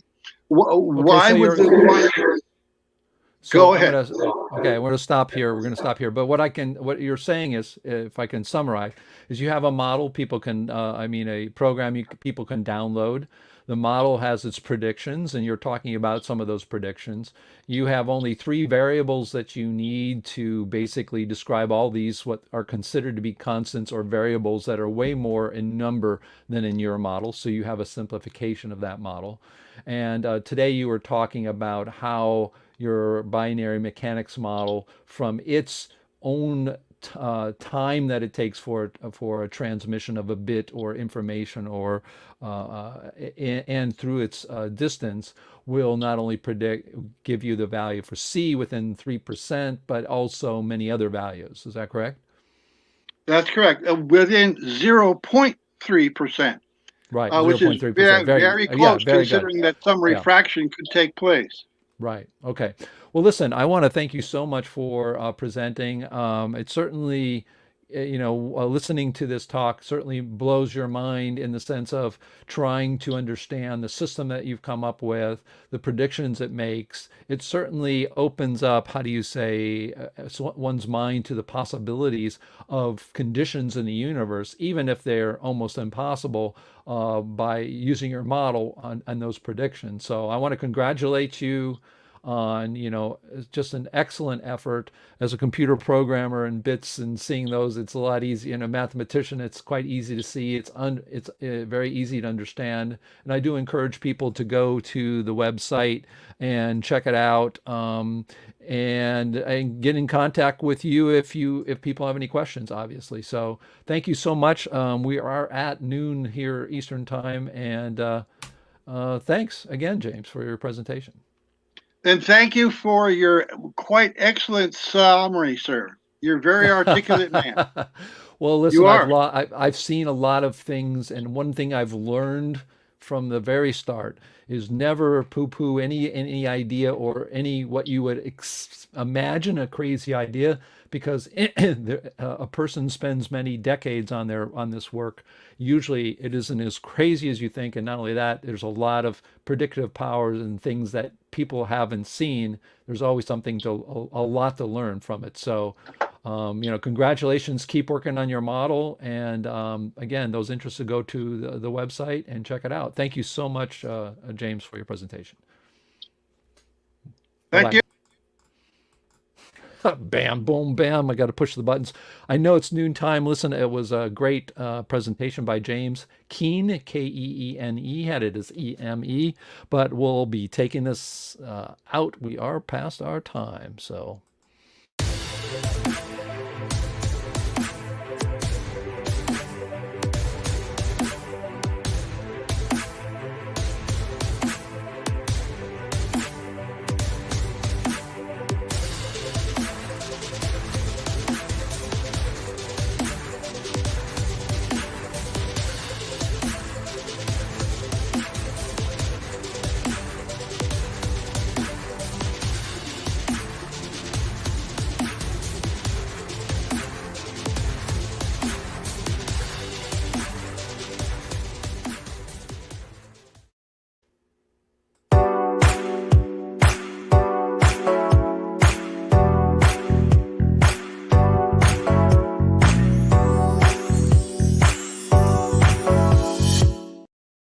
Yep, like and subscribe.